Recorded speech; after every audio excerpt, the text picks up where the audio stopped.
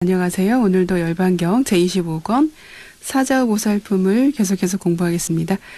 지난 시간에 부처님께서요, 개와 정과 해를 닦으면 대열반에 친근하게 된다라는 개성을 읊으셨고요. 삼업을 청정히 하는데 기준이 되는 게 바로 이 개정해 삼학이 있느냐 없느냐로 판단을 한다고 말씀을 드렸습니다. 그래서 순차적으로 법을 설하셨는데요. 계를 지키는 것에 대한 말씀을 먼저 하셨죠. 그래서 진실한 계를 수지하는 방법은 모든 중생을 제도하고 정법을 보호하기 위해서, 또 제도되지 않은 못한 사람을 제도하기 위해서, 불법을 알지 못한 이에게 불법을 알게 하기 위해서, 이렇게 남을 위해서 계를 지키는 그러한 것이 바로 진실하게 계를 수지하는 방법이다라고 말씀을 하셨죠. 오늘은 그 다음으로요, 선정을 닦는 모습에 대해서 말씀을 드리겠습니다. 선정을 닦는 모습을 보면 선정을 잘 닦아야 삼매에 잘 들어갈 수 있고, 삼매에 들어가야 번뇌를 잘 끊을 수 있기 때문에요. 선정 삼매는 마음 공부하는데 매우 중요한 그런 과제인 것입니다. 대승보살들은 어떻게 삼매를 닦아야 하는 것일까요? 그 내용이 바로 644페이지에 나옵니다. 그 교재 내용 같이 보시면서 저의 설명을 들어주시기 바랍니다. 삼매를 닦을 때 스스로 해탈하기 위해서거나 자기의 이익만을 위할 뿐 다른 중생을 위하지 않고, 또 법을 위하지도 않고, 탐욕과 더러운 그런 음식 등의 허물과 남녀 등의 아홉 구멍에서 부정한 것과 소송을 다투는 일, 때리고 서로 살해하는 것 등의 그러한 일들을 보기 위해서 그렇게 선정을 닦는 것은, 삼매를 닦는 것은 잘못된 수행이라고 말씀하고 계십니다. 네, 그렇다면 어떻게 해야 올바른 삼매를 닦는 법이라고 할 수 있는 것일까요? 중생을 위해서 삼매를 닦아야 되는 것이고요. 중생 속에서 평등심을 얻기 위해서 삼매를 닦아야 되는 것이고, 중생들이 퇴전하지 않는 법을 얻게 하기 위해서 닦아야 하고요. 중생으로 하여금 성인의 마음을 얻게 하기 위해서 삼매를 닦아야 하고, 중생들로 하여금 대승을 얻게 하기 위해서 삼매를 닦아야 하고, 위없는 법을 지키기 위해서, 또 중생들로 하여금 보리의 그 보리심, 깨달음을 얻고자 하는 그 마음에서 물러나지 않게 하기 위해서 해야 되고, 중생들로 하여금 삼매와 다란이를 얻게 하기 위해서 삼매를 닦아야 되고요. 중생들로 하여금 사무예를 얻게 하기 위해서 닦아야 되고, 중생들로 하여금 불성을 보게 하기 위해서 삼매를 닦아야 한다고 하십니다. 여기서 사무예는 그 전에 제가 한번 말씀드렸죠. 사무예는 사사무예라고 하기도 하고, 그것은 법무예, 의무예, 사무예, 요설무예, 이 네 가지라고 말씀드렸습니다. 그 전에 설명을 드렸기 때문에 그대로 넘어가겠습니다. 다음은 지혜를 닦는 법에 대한 말씀을 하십니다. 그 말씀은 644페이지 아랫부분의 내용입니다. 만약에 어떤 중생이 지혜를 닦으면 해탈을 얻어서 사막도에서 벗어나기 때문에 누가 능히 모든 중생을 이익되게 하고, 누가 능히 생사하는 악취에서 사람을 제도하겠습니까? 부처님께서 출현하기 위해서 우담발라화가 한 번 피는 것처럼 그렇게 어려운 것이기 때문에요. 내가 생사의 결박을 끊고 해탈을 얻겠다고 하는 사람은 지혜를 닦는다고 하지 못합니다. 진실된 지혜를 닦는 사람은요, 나고 죽는 생사의 고통을 관해서 중생이 무명에 덮여서 위없는 돌을 닦을 줄 모르기 때문에 나의 이 몸으로 중생을 대신해서 큰 고통을 받기를 원해야 하는 것입니다. 또한 중생의 빈궁함, 중생의 가난함, 그런 미천함, 또 파괴하는 마음, 탐욕 또는 성냄, 어리석음의 죄업이 모두 다 나에게 모이기를 서원하면서요. 중생들이 탐욕으로 취하지 않고 명과 색에 속박되지 않기를 그렇게 발언하고 중생들이 하루빨리 생사에서 벗어나고 대신에 그 자리에 자신이 들어가서 결코 싫어하지 않고 그렇게 원해야 한다는 것입니다.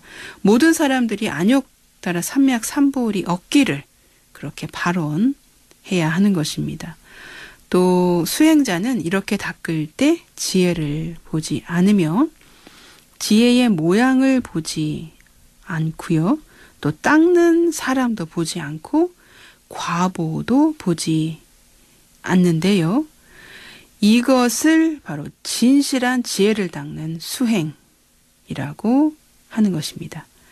이것이 바로 진실한 지혜라고 하는 것이죠. 네, 이 말씀은 내 몸 하나를 나 하나 고통에서 벗어나고자 하는 그런 지혜는 그것은 진실한 지혜를 닦는 것이 아니라고 하시고요. 많은 중생들을 위해서 나의 지혜를 닦아야 이것이 바로 진실한 지혜라고 말씀을 하고 계십니다. 다음에는 악함을 파하고 성근을 내게 하는 개정해에 대한 얘기를 계속 이어서 하고 계십니다. 우리가 대열반을 얻는 길은요, 개정해를 닦아야 한다는 것인데요. 개정의 사막을 닦으면 어떻게 해서 열반에 도달할 수 있는 것일까요? 그 앞에서 분명히 부처님께서 개성으로 개정의 사막을 닦으면 대열반에 가까이 갈 수 있다라고 말씀을 하셨는데 도대체 어떻게 해서 열반에 도달할 수 있는 것일까요?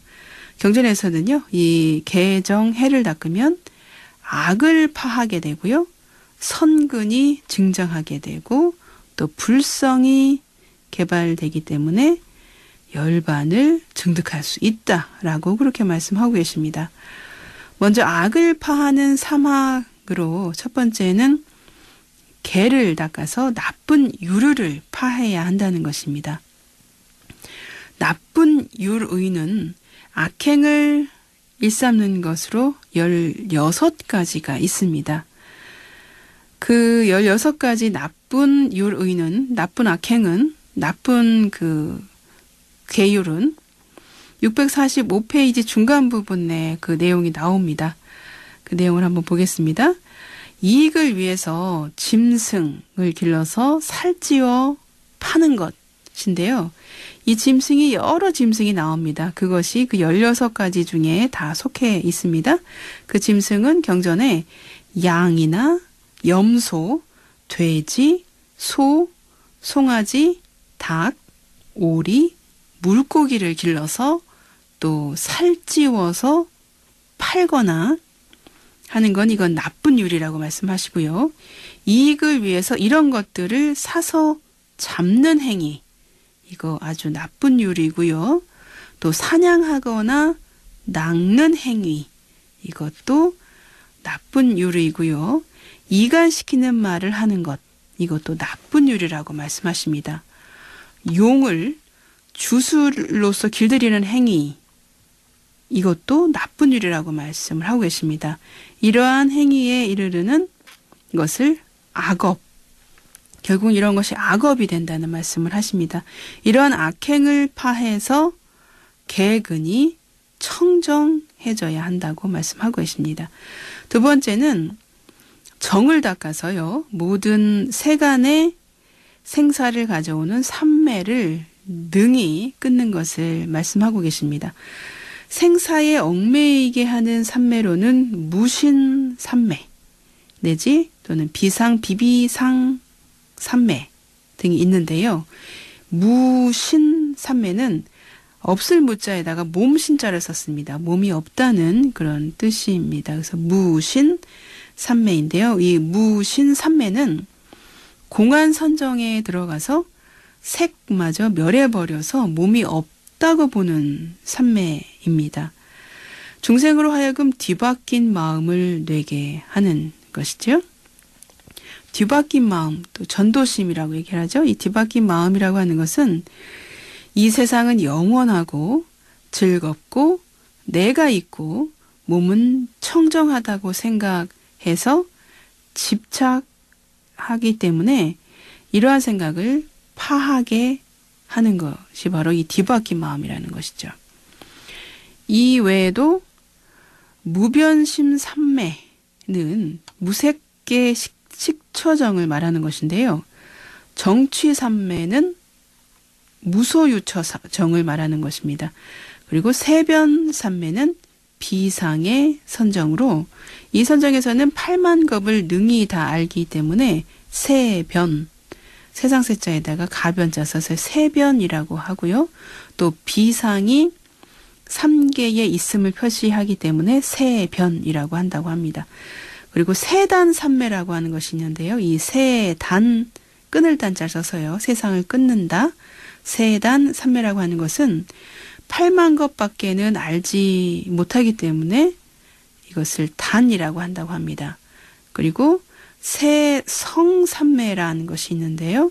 성품 성자 써서 세간의 성품 삼매란 것은 어둠의 시작이 이 세상의 본성임을 말하는 것이고요. 세장부삼매라고 하는 것은 위뉴천 또는 비신유의 선정이라고 말씀을 하십니다. 또 비상비비상 삼매란 것은 존재하고 없어지는 것을 관하는 그런 선정의 본체를 비상비비상 삼매라고 한다고 합니다. 이러한 선정들은요, 중생으로 하여금 뒤바뀐 마음을 내게 해서 세상을 열반이라고 착각하게 한다고 합니다. 그래서 이것을 끊는 것을 해야 한다는 말씀을 하고 계시는 것이죠. 646페이지로 넘어가겠습니다. 세 번째는 지혜를 닦는다는 것인데요. 세간의 잘못된 견해를 파하는 것입니다. 중생은 다 삿된 견해를 가지고 있어서요. 생사를 겪게 되는데요. 생사윤회를 겪게 되는 것이죠. 그래서 모든 중생은 오온에 대해서 색이 곧 나이고 또한 나의 것이고요. 색 가운데에 내가 있고 나라고 하는 존재 가운데에 색이 있다고 하고 또 식도 마찬가지라고 그렇게 봅니다. 다음으로는 항상 상자 상의 입장에서 관하는 것인데요. 항상함이 곧 나이기 때문에 나의 오온에서 색이 멸하지만 나는 존재한다고 하거나 색이 멸하면 나도 멸한다 라고 하는 견해를 갖게 됩니다. 또 어떤 사람은 만드는 자를 나라고 하고요. 받는 자를 색이라고 하는 등 작자와 수자, 받을 수자 써서 수자, 받는 사람, 수자의 입장에서 사견에 집착을 하게 된다고 합니다. 또 어떤 사람은 지수화풍 공의 5대를 중생이라고 하는 등 악견에 집착해서 이를 다 파하는 것을 지혜를 닦는다라고 하는 것입니다. 그 다음으로는 선근이 증장하는 삼학의 경우인데요. 그 개를 닦는 것은 몸의 고요함을 얻게 되고요. 또 삼매, 선정을 닦는 것은 마음이 고요함을 얻기 위함인 것이고요. 지혜를 닦는다는 것은 의심을 파하기 위해서입니다. 또 의심을 파한다는 것은 도를 닦아서 익히기 위함이고요. 도를 닦는다고 하는 것은 불성을 보기 위함이고요. 불성을 보는 것은 안욕 따라 삼맥삼보리를 얻기 위함인 것입니다. 안욕보리를 얻는다고 하는 것은 또 위없는 대열반을 얻기 위함인 것입니다. 또 대열반을 얻는다고 하는 것은요. 중생의 일체 생사와 일체 번뇌를 끊기 위함인 것이고요. 중생의 삼유를 끊고 중생의 모든 경계 또 모든 진리를 끊기 위함인 것입니다. 이것은 곧 부처님의 상락아정, 열반의 사덕이죠. 상락아정을 얻기 위함이라고 말씀을 하고 계십니다. 네, 그렇다면 대열반이란 어떤 상태고요. 또 대열반을 얻기 위한 불성은 도대체 어떤 것일까요? 그거에 대한 또 의문을 사자의 보살님께서 하셨는데 그거에 대한 답변을 부처님께서 647페이지 아랫부분부터 말씀을 하고 계십니다. 중생의 이러한 악경과 집착은 인연 따라서 일어나서 인연 따라 변하고 또 인연 따라 멸하기 때문에 열반은 그와 같이 생하지도 않고 멸하지도 않는다라고 말씀하고 계십니다. 이와 같이 생하지도 멸하지도 않으면서 또 생사의 인과가 없다고 말씀하고 계십니다. 그런데 사문들은요. 계와 정과 해를 갖추어 닦고 도는 팔정도이며 사문의 관은 열반이라고 그렇게 말을 합니다. 그런데 이것을 잘 살펴보면 열반의 원인은 불성이고요. 불성의 자성은 열반을 내지 않기 때문에 열반이라고 하는 것은 원인이 없다고 하십니다. 또 열반의 원인이 없기 때문에 인이 없기 때문에 과가 없지만 능히 번뇌를 깨뜨리기 때문에 대과라고 한다고 합니다. 이것은 도로부터 나는 것이 아니기 때문에 도를 닦아서 나는 것이 아니기 때문에 과는 없다라고 한다고 합니다. 그러면 열반을 이루는 불성은 함께 가지고 있는 것일까요? 아니면 각각 다 가지고 있는 것일까요? 만일 함께 가졌다면 한 사람이 안욕보리를 얻을 때 모든 중생이 함께 얻어야 되고 각각 가지고 있다면 그 불성은 헤아릴 수 없기 때문에 무상한 것이 되는 것입니다. 이러한 의문에 대해서 부처님은 불성은 하나도 아니고 둘도 아니고 모든 부처님께서 평등하고 허공과 같다고 하셨듯이 모든 중생들이 공동으로 가졌기 때문에요. 만일 팔정도를 닦는 사람이라면 분명히 볼 수 있다고 말씀을 하셨습니다. 마치 설산의 인욕추와 같아서요. 이 풀을 쏘가 먹으면 제호의 우유가 된다고 하셨습니다. 그렇다면 이 불성은 하나인가 여럿인가의 문제가 또 제기되는 것입니다. 만약에 이 불성이 하나라면요. 인욕추와 같이 소가 먹어버리면 끝나버리고요. 또 여러 가지라면 어떻게 다 구족해서 닦는다고 할 수 있겠느냐는 것입니다. 경전에서는요. 비유를 들어서 불성과 성인의 도의 내용, 도의 관계를 밝히고 계십니다. 그 내용이 648페이지 아랫부분에 나옵니다. 그 경전 내용 짧은데요. 경전 내용부터 먼저 보고 설명드리도록 하겠습니다.